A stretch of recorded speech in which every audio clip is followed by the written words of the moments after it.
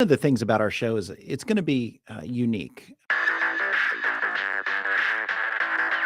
You are what you do. You can say any amount of things that you want to say, but what you do is what everybody sees. People are like, oh, I'm just going to JV it.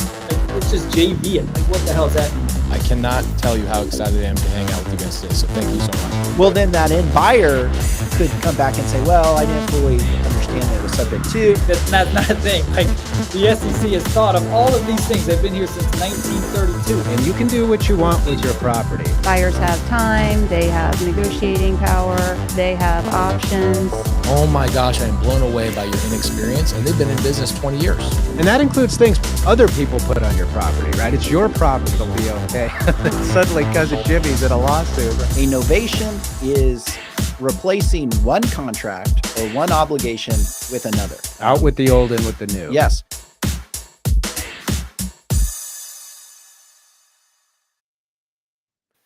Hey, everybody, welcome to the show. Thanks for joining us. Today, we're talking about the 5 changes for your creative finance contracts. I'm Andy Fowler, and I'm here with Sean St. Clair. If you're new to the show, make sure to like and subscribe to our channel.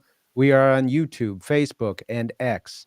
You can find us on all of those platforms at the handle @InRem Podcast. That is @InRem Podcast.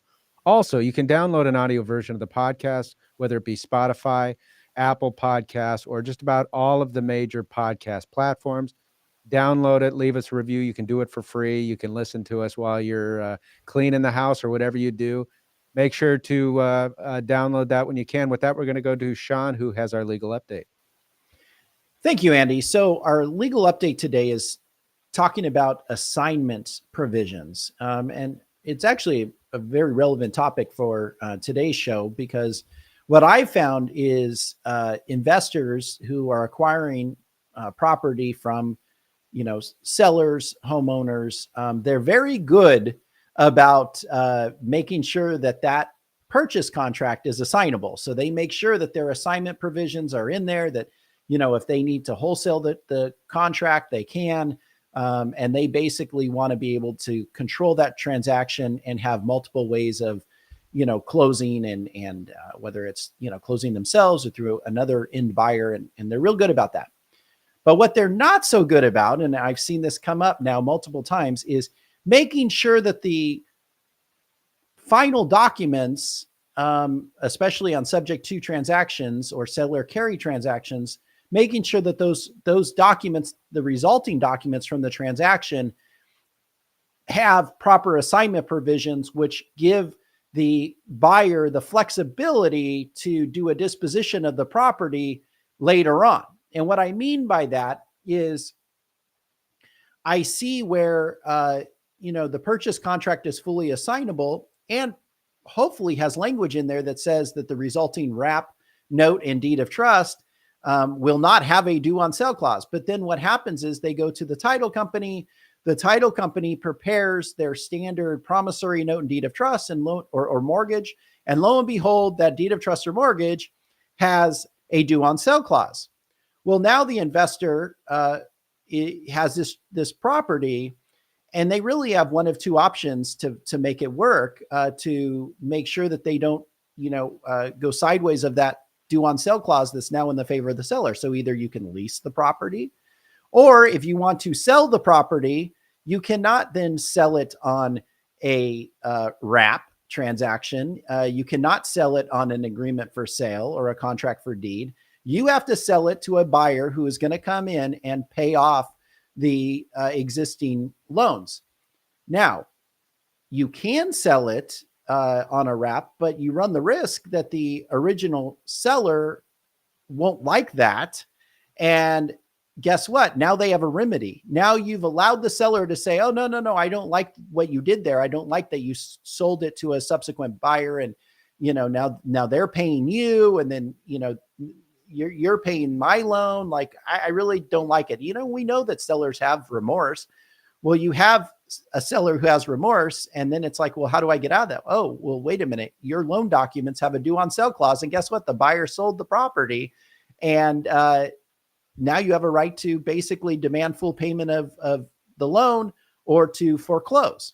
So you need to make sure that the resulting documents don't have that due on sale clause. And the same can be said on an agreement for sale. So you want to structure the transaction in a way that the ultimate transaction is through a contract for deed and agreement for sale. Well, does your agreement for sale or contract for deed have an alienation provision or a due on sale clause in it that would prohibit you from doing a subsequent agreement for sale, or that would prohibit you from assigning that agreement for sale to a third party?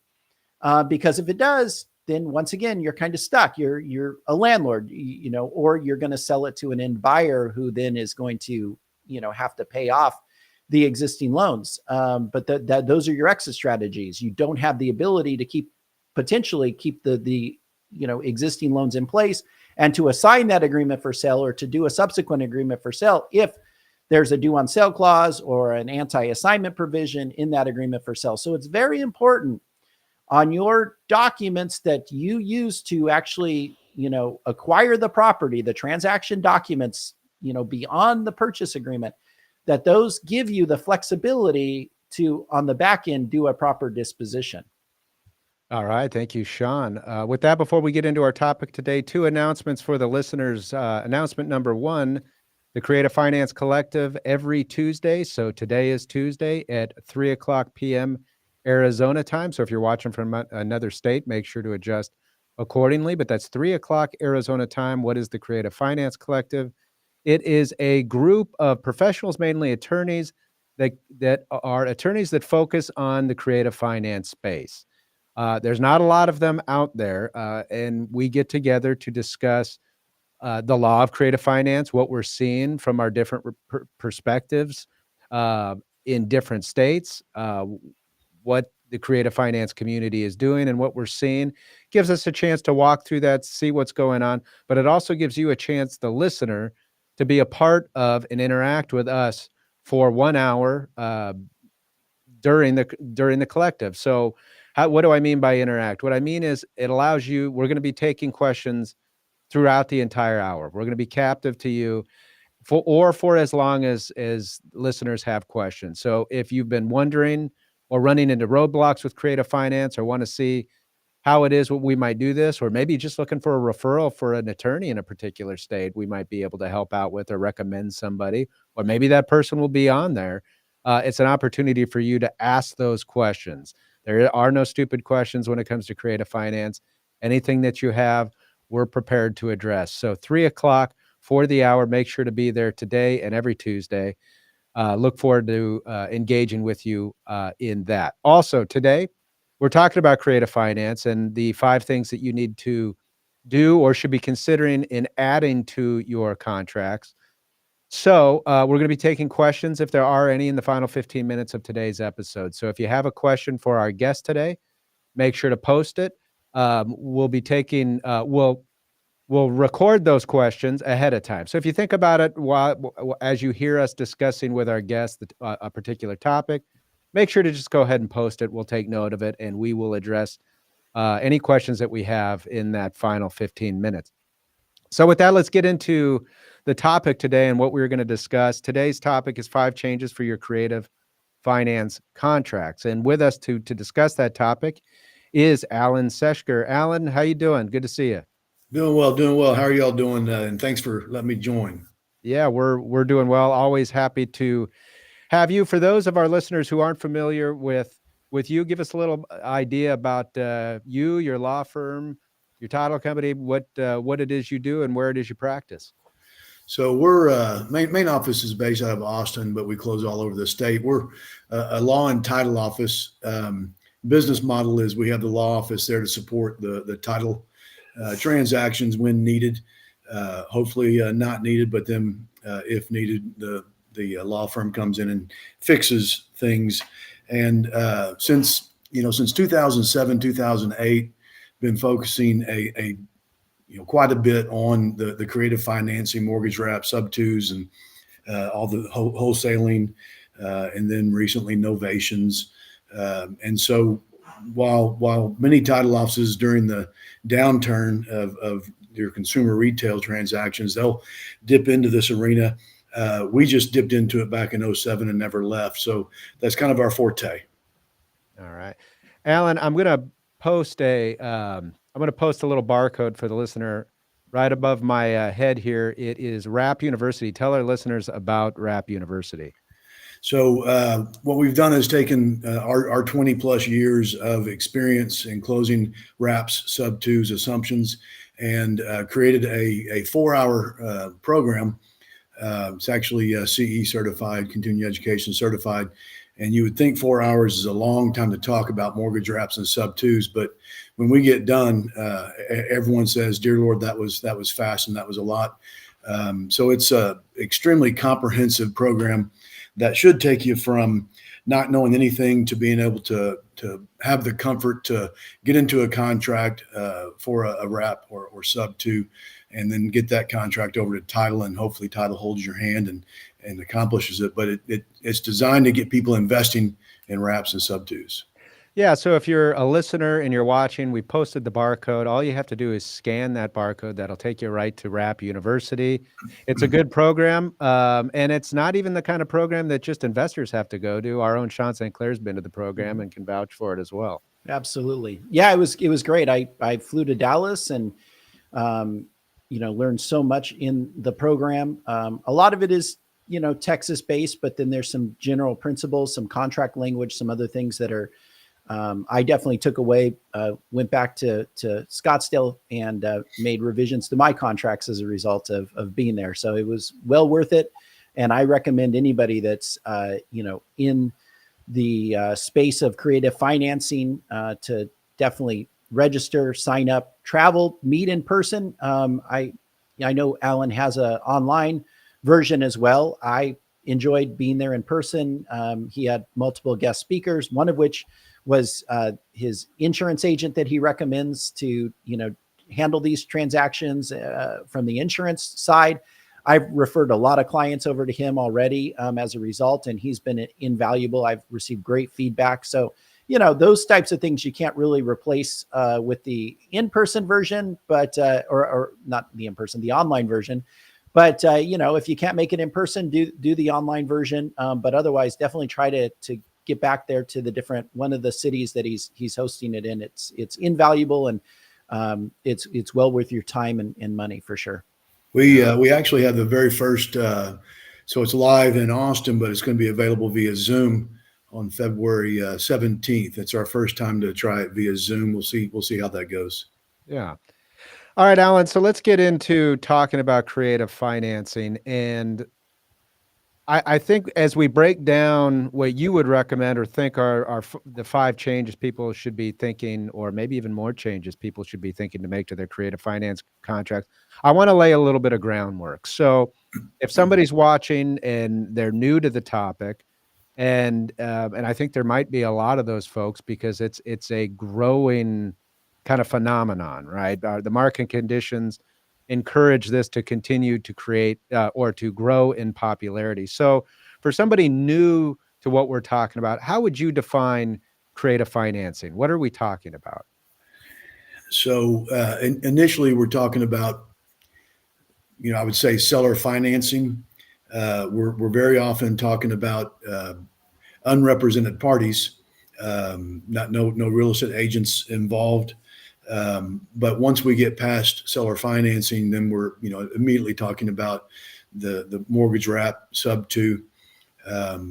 We lump in other items, wholesaling, novations into the creative finance arena. I don't think they strictly fall into there, but they're lumped in also. But the great majority of what we're looking at is sub two acquisition to acquire property from distressed sellers. And then the disposition is a seller finance wrap out of that. So now you have a cash flowing transaction. That's the most often used investment method. But as I always say, once you acquire that property sub two, any exit strategy works. It can be a short-term rental, it can be a conventional sale, long-term rental, what have you. But the great majority of our work is sub two acquisition and seller finance disposition. Now, you mentioned a lot of these can or may be done without realtors. real estate agents. A lot of that might be because agents aren't comfortable with the transaction, or maybe their comfort level is just because there's a lack of familiarity with the transaction. Yeah. That means you're not going to have access to oftentimes standard forms that real estate agents have. And the contract's important in every transaction, but especially in a creative finance transaction. Why don't you break down, for those just learning what creative finance is, the common pieces of the transaction in terms of contracts and disclosures that they're going to need to, terms that they're going to need to start becoming familiar with, and what they do. Good deal. Good deal. I was trying to rank my 5 items, which one was most important, and all I did was just kept taking the third one down, putting it first, and then the fourth one and putting it first. So I think they're all important. But I think what ended up on number 1 is, in fact, when available, use your state promulgated contracts. Period. I don't care what contract you have. I don't care what attorney assisted you with it, especially the ones that are supposed to be one size fits all states. They're just not going to be as good as a state promulgated form. So ours is called the TREC 1-4 Texas Real Estate Commission 1-4 Family Purchase Agreement. And so I think step 1 or rule 1 is use that contract. There's no reason to go out there. A lot of times people will send me a little 2-page contract and say, I like this one because it's shorter. Can you make this one so it's good for Texas? And I tell them I'm going to copy the TREC 1-4 contract over here and delete what you have in there that's not the TREC 1-4, and then charge you 4 hours of time if that's what you want me to do. But in all seriousness, there's no reason to recreate that wheel. So step 1 on getting a seller finance transaction, once you have that seller educated or that agent educated, is to get that TREC contractor. Any of the state contracts going to have the same thing. You've got your down payment, you've got your loan amount, and then you have the total, and that's about as complex as it should get right there. Well, and we've discussed this, Alan, which is Texas and some other states are unique in relation to, say, Arizona, in that your real estate department has promulgated forms to be used by anybody. You don't need a license, or you don't, it's not subject to copyright or anything like that. Whereas here in Arizona, we have the realtor forms, which only realtors can use. And those are our only standard forms.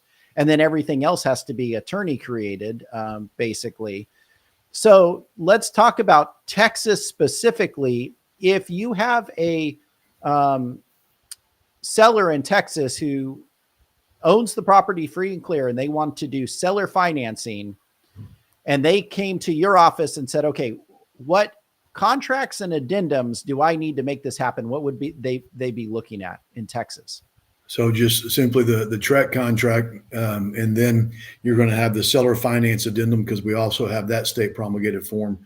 And a lot of times they're asking me to complete this contract for them, and I can bill them a couple hours of time to write in the name, write in the address, get the abbreviated legal description from the CAD. I can charge them a couple hours of time, but I don't. I kick it back to them and say, fill in all the basic information. Who's paying for the survey? Are you getting title insurance, this, that, and the other, and then ship it over to us with a narrative of what the intentions of the parties are. And it takes me literally 5 minutes to go through that contract and confirm that we've captured those intentions. So I don't even bill for that anymore. If they're closing with us, it's just kind of a part of the service. And then the seller finance addendum it's relatively simple. A little bit more complex if you're absolutely new to seller finance concept, but you're just describing the new note. How much is the note amount? What's the interest rate? What's the amortization? When's the balloon? And that's what's in there. You have to make a couple other selections in regard to escrows.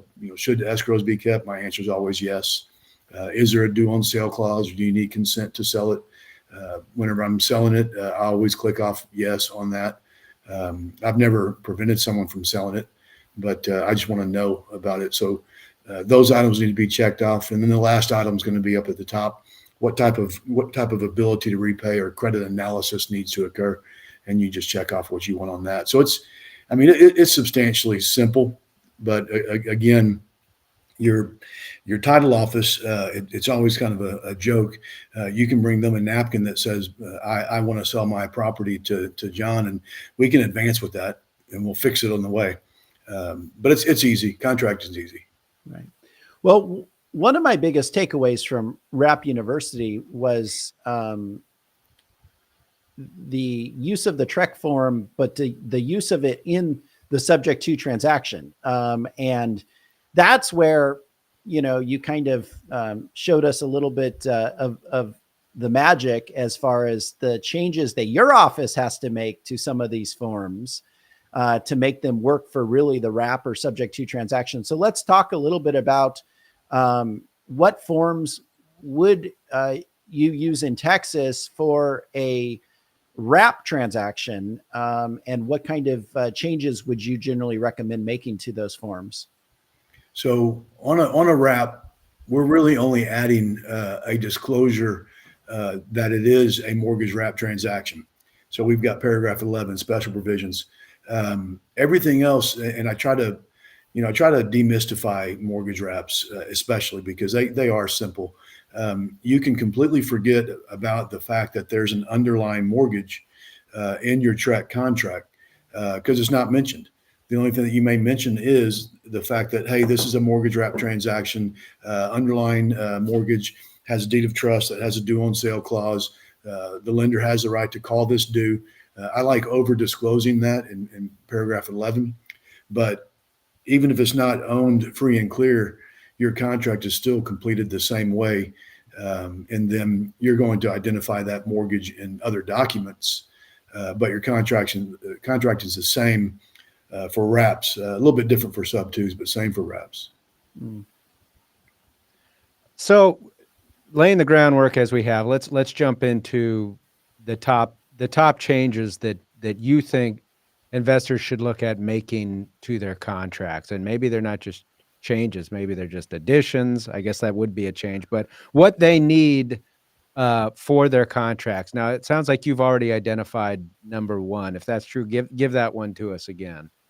Yeah, the top thing to change about in your contracts is use the right contract.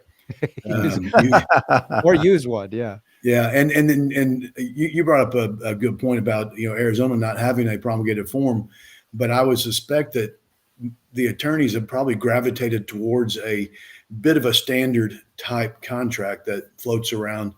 I would hope. I wonder who might have drafted that. So yeah, there kind of is here in Arizona. So the little bit of work we do on self-assisted closings, I see the same contract on a regular basis. We'll say use your state promulgated or your popular attorney promulgated form. Yeah.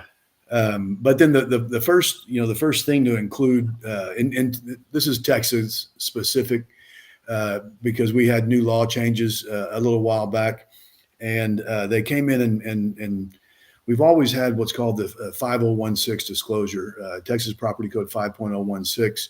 And all it is the nuts and bolts of the mortgage that's going to be wrapped. So it talks about the lender contact information, talks about the interest rate, talks about balloon date, insurance, taxes, and it's the items that need to be in that 5016 are hard coded into the statute itself. So it's not a form that you have to go and figure out how to create. But what the laws did, they amended property code and finance code to say if you're not providing that 5016, and this is on your sales side, and if it's your fourth one in a 12-month period, and you don't provide that, then that buyer has the right to rescind that contract. They have the right to rescind day one after close all the way up to day 30 years after close. And so it's pretty problematic. So obviously it's going to come up as a problem when you have a default situation and you're attempting to recover your property, and then some smart lawyer comes along and says, well, we don't have our 5016 disclosure, so ollie all come free. We're just undoing the contract. So that's probably going to be up there in my number one or number two area, is use that. And you can use the same one all over the U.S. Again, the issue is disclosure. make sure everyone knows and has full expectation as to what's going on.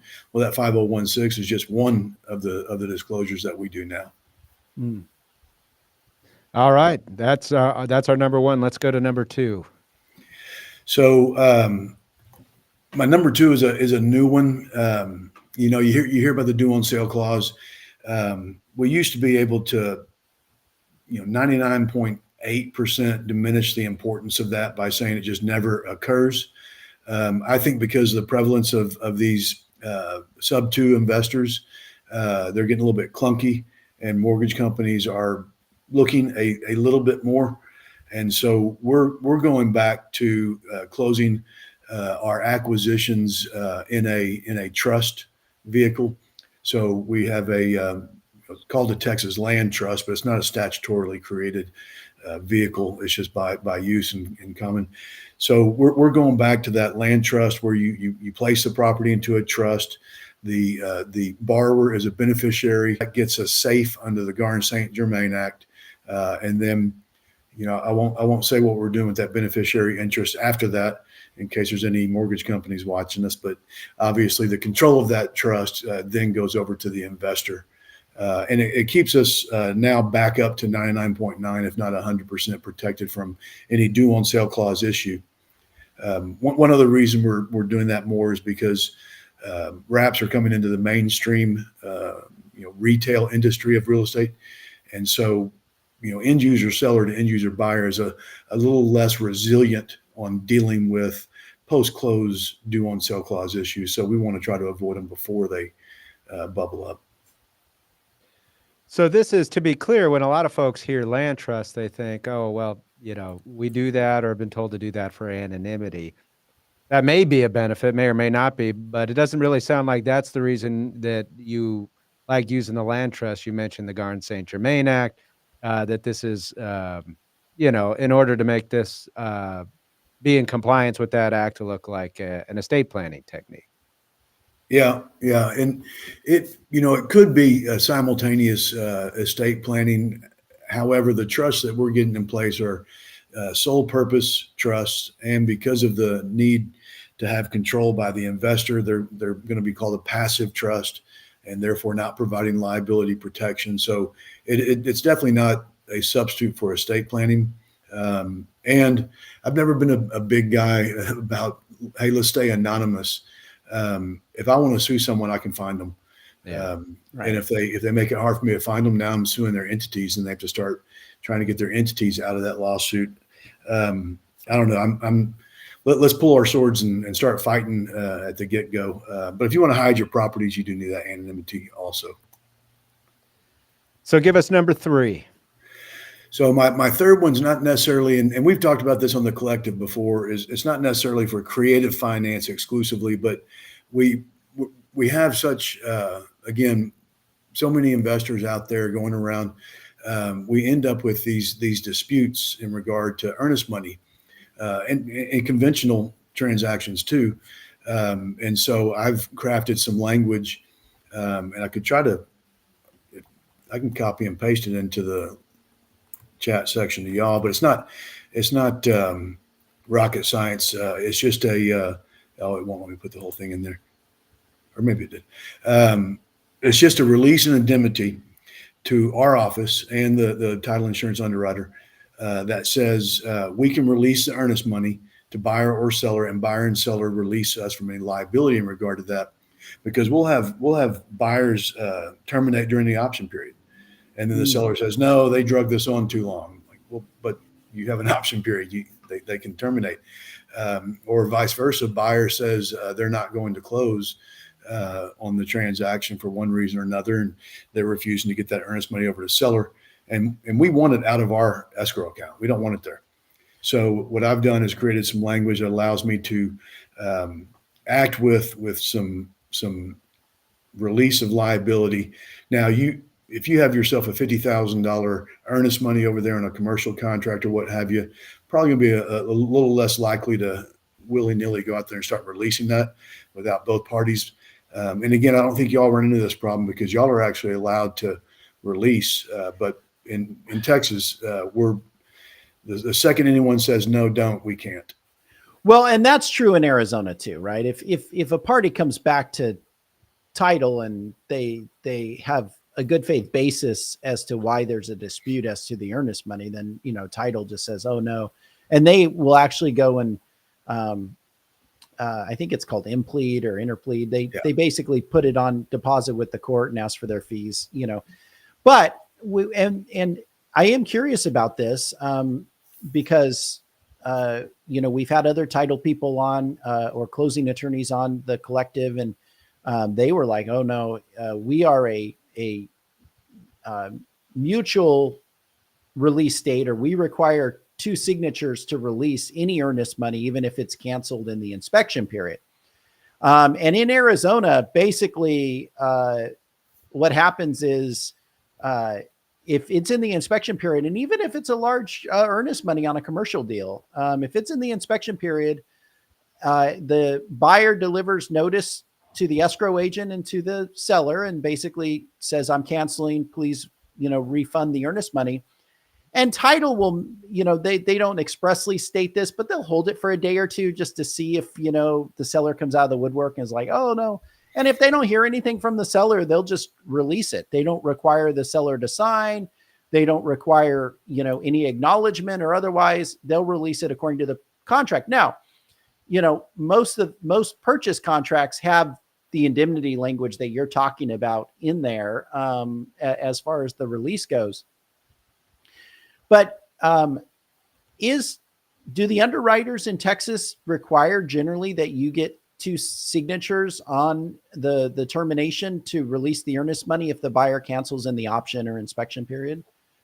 So it used to not be the way it is now. And I think it's just been a matter of practice where there's been problems. Underwriter rolled in, said, hey, don't do that again. That information gets around, but there's not even, I don't believe there's even an underwriter bulletin advising us on this, but it's the absolute state of the art practice now.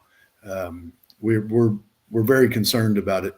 I actually had a case, title office released the dollars to the wrong party. It was a bit of an accident, and we rolled over, and that agency had to pay my guy $5,000. Wow. So what do you think about this to get around that? Because I know buyers get very frustrated because these sellers then think that they have leverage and they're like, I'm not going to sign the release, even if they have no good faith basis, to not sign. They just, create an issue. What if is a way around that? And I'm really just worried about the inspection period, right? Because that's what you've contractually agreed is, hey, if I don't like what I see with the property or the title or whatever, I can just cancel in this inspection period. What do you think about in that case, in states like Texas, where the underwriters are starting to get, strict and want two signatures? What do you think about having a provision that basically states that the earnest money is not deposited until 2 business days after the inspection period? So I like that.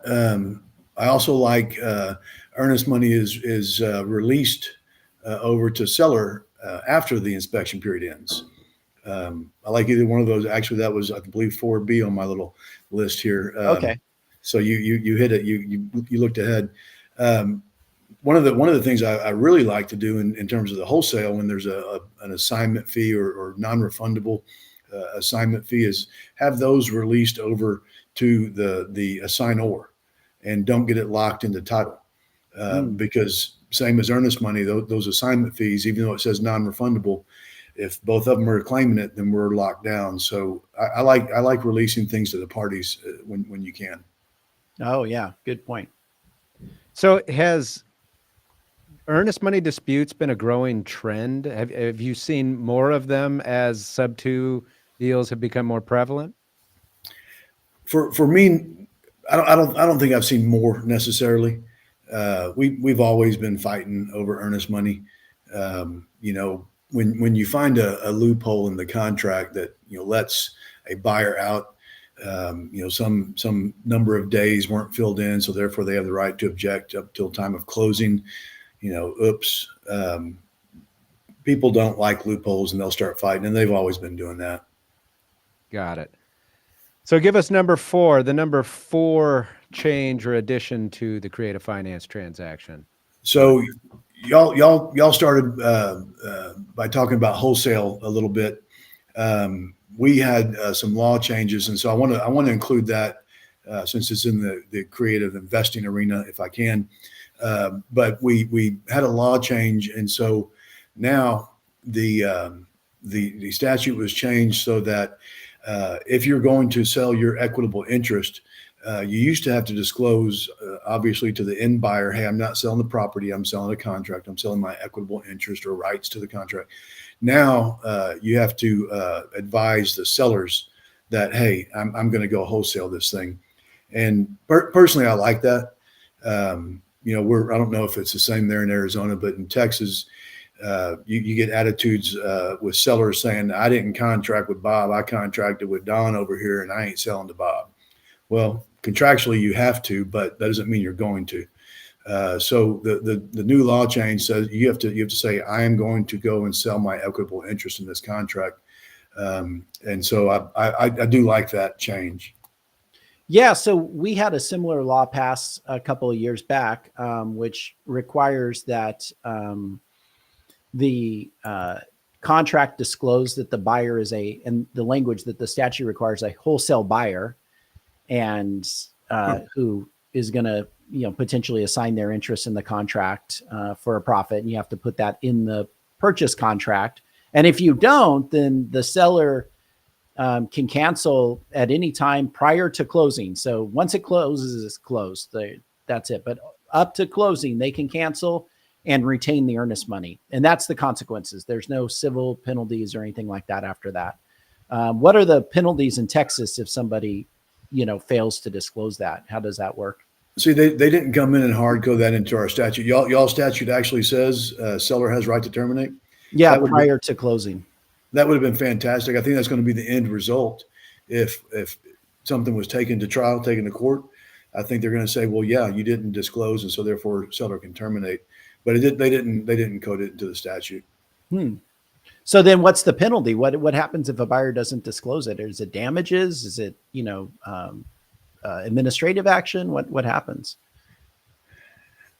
So I'd be hard pressed to figure what your damages are. Right. I think this will gravitate towards having the seller has a right to terminate, but not damages. Maybe keep the earnest money. I guess they've kept it off the market for a bit, but I'm not certain what damages would be.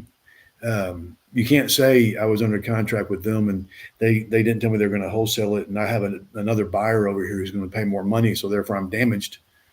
That's not the way it works, but I don't know. Maybe they'll come back in. This is the second time they've come and tweaked the statute, so I guess maybe we'll have a third.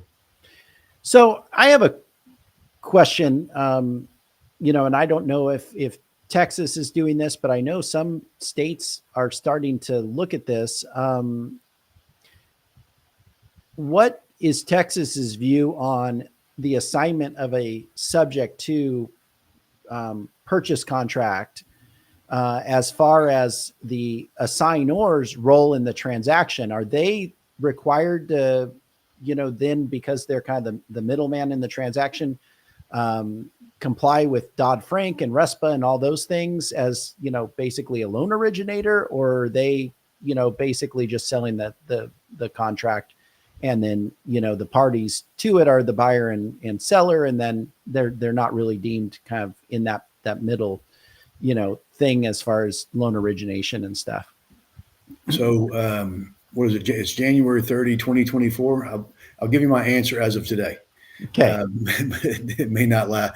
I always advise my investor clients, if you don't go into title, so if you're not doing an A, B, B, C, a double close, simultaneous close, then you're decreasing your liability considerably. So I think if you assign it over, you're not subjecting yourself to Dodd-Frank, Senate Bill 43, and all those requirements. I don't know if a court would find it different than me, but as of today, that's the advice I give.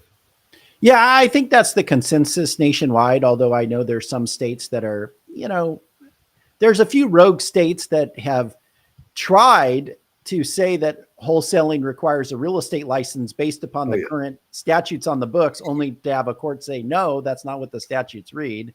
But nevertheless, it's those rogue states that are now like, oh, well, can you assign subject to, and what does that mean? But I agree with you that, at the end of the day, the seller is the one that would be subject to any Dodd-Frank. And if it's an individual seller who's only selling one per 12-month period, I don't think Dodd-Frank would apply in that case, even if the contract was assigned. I agree 100%. And the state laws for us, if it's homestead, then it doesn't need to comply with the statutes, even if you sell 2 homesteads in the same year. But I do think that, personally, I think that Texas and all states are going to start trying to regulate wholesaling more and more and more. And that's why we're early adopters of the novation system to get around that.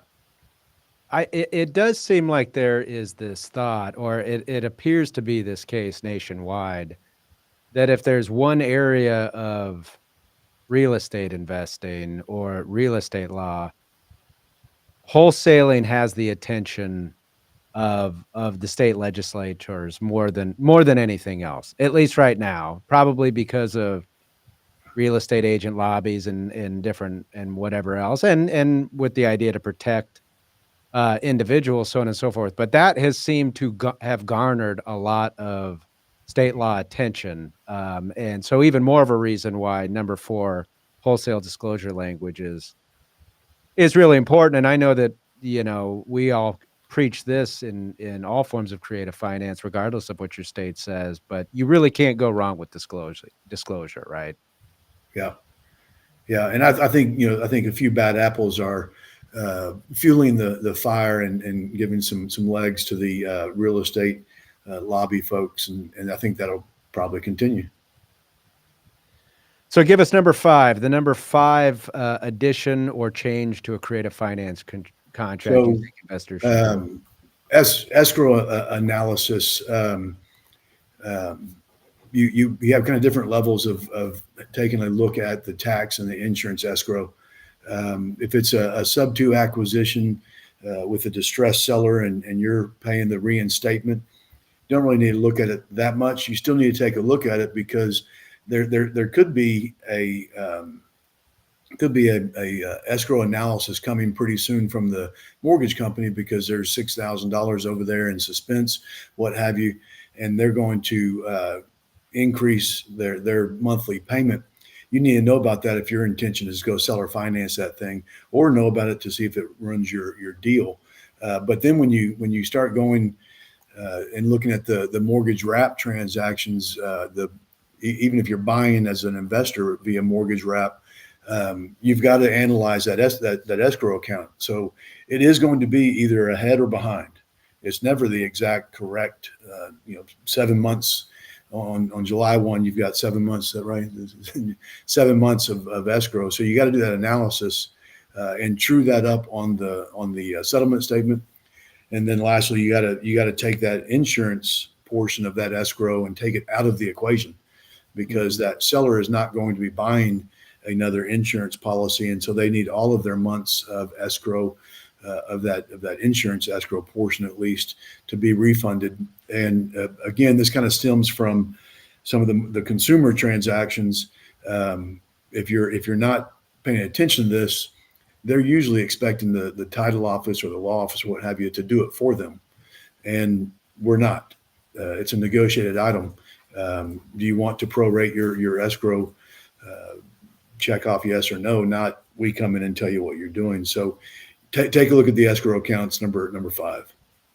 So I want to follow up on that because you raise an interesting issue here, which is, and I think this is kind of even a recent phenomena that we're seeing, which is, well, if the seller funded that impound account for, however long, and they are then assigning, insurance and giving a POA to the new buyer, there should be something in the contract that says, insurance is not prorated at closing, and the seller assigns that impound account to the buyer, right? I mean, is that what you're talking about? Yeah. So the escrow account is assigned, but then in our contracts, it also says there is a proration that's to occur. And so we kind of luckily, the existing contract does take care of us in terms of what's needed. And I guess we should back up. Obviously, in a conventional transaction, that underlying mortgage is being paid off, and so you do have to prorate those things. In a mortgage wrap transaction, let's say that the escrow account is spot on. Well, there's no prorating because seller paid their amounts up to close date, and then buyer takes over and starts paying their amounts post close date, and so everything's fine if the account's trued up. Right. So I agree 100%. It definitely needs to be addressed in the contracting. So do you put into your contracts now that, or is your suggested language for the contract now that insurance and maybe taxes are being paid as well? Insurance and taxes are not prorated at closing? It depends. If it's a seller finance wrap, then yes, they're going to be trued up, not prorated. We'll call Okay. it. In a sub two, it's completely different. If seller's distressed or what have you, what I tell my clients is take care of it.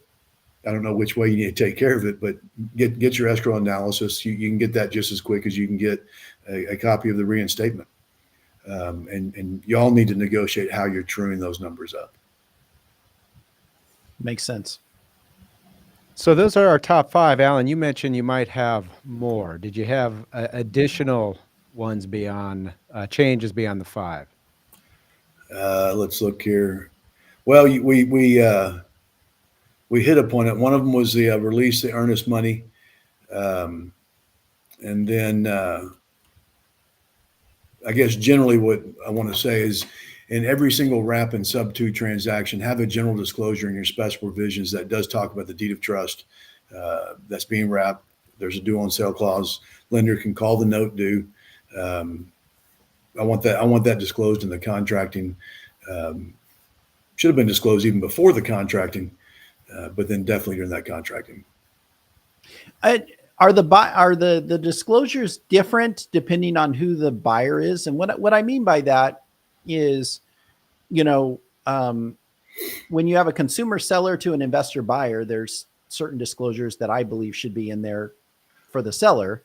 But what about when you have a consumer buyer? Or what kind of disclosures, are those different? Additional disclosures for a consumer buyer? I mean, what does disclosure look like in that case? Well, so investor buyer is going to be sub 2 most often, sub 2 acquisition, and there's almost no disclosure going on there. Seller's not disclosing; they're right. They don't know. So yeah, there are just by practice, not necessarily by rule. There are substantially different disclosures for a seller finance wrap versus a sub 2 acquisition. Mm. So what about a situation where, let's say that, and we've talked about this, the idea of assigning a wholesale, assigning a subject to contract but let's say your end buyer is a consumer under that, right? So you have a consumer seller. I'm an investor. I put it under contract. I put in the, subject to terms. And then I end up finding on the back end an end buyer that's actually a consumer buyer. Are there disclosures that should be made in that case, by the assignor to the assignee? And what would those look like? Dear Lord, yes. The problem is, if it's not someone that's getting advice from an attorney, we don't know what investor A, B, or C is doing. So right. When we get the contract, because there's not a disclosure requirement, it doesn't have to be in the contracting disclosure, you're going to sell your equitable interest. And then some people aren't doing it at all. But we think party A is the buyer. And so we don't get to advise them, hey, if you're going to assign this out, you need to, and here's some sample disclosures that you can use. It would be good if we knew, but we don't. And so it creates a problem for the title office because a signee comes in, doesn't fully understand the aspects of what's going on. And we also have it on the seller side. Seller comes and says, I thought my mortgage is going to be paid off. And Right. then I'll ask the investor, where's your written disclosure, signed off disclosure on this? And well, we don't have it anymore. And we've had them post close where they say, I didn't know my mortgage wasn't going to be paid off. I ask, all right, where's y'all's disclosures? Now, there's a substantial number of disclosures in my documents, but I will agree that there might be some folks who are signing documents and aren't reading them all and don't understand them all. So we had one VA loan. The guy said, well, I want my entitlement. I need my mortgage paid off. And so they had to renegotiate, make it a 2-year transaction versus the remainder of the mortgage. But lack of disclosure is bad. Mm-hmm. Yeah. Yeah. You want to make sure that end buyer understands that they're taking it subject to. And if the lender, discovers it and wants to do something about it, that, you could lose your interest in the property, in short order. And at the end of the day, in my teaching, I always say we've got things wired pretty darn good. Have Plan B, and Plan B needs to be pay off the mortgage in some form or fashion via sale, refinance, what have you. Right. Right. We have a question. Mayu, why don't you go ahead and read out our question to us or post it for us?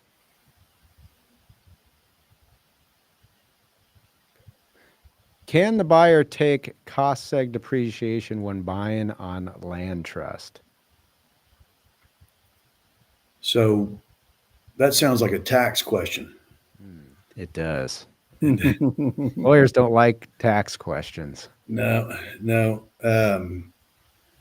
All I can speak to is what we've done with the trust is make sure that you can still have your homestead protection, both the liability protection as well as the tax exemption.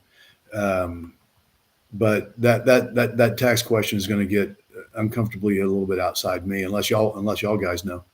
No, I don't know. I don't, in Arizona, because of our state statutes that require the disclosure of beneficiaries of trusts on every deed.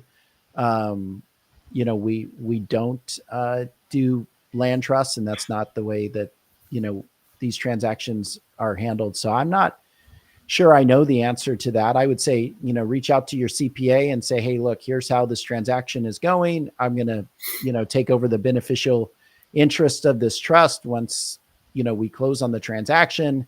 Can I, have my LLC that becomes the beneficiary of the trust claim that depreciation? I don't know the answer.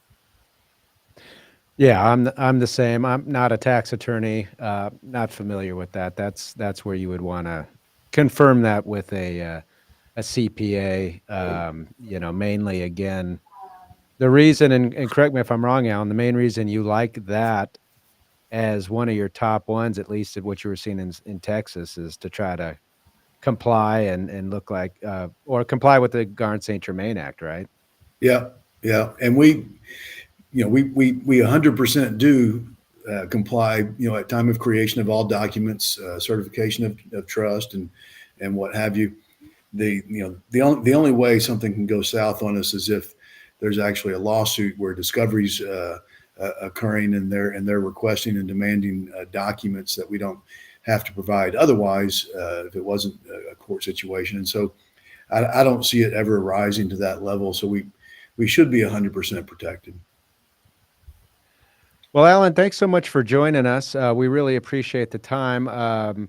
While you tell our listeners how they can connect with you, I'm going to post your Rap University barcode here one more time. If you're interested in Alan's Rap University, go ahead and scan that on your phone, and that'll take you right to it. But Alan, how can our listeners connect with you?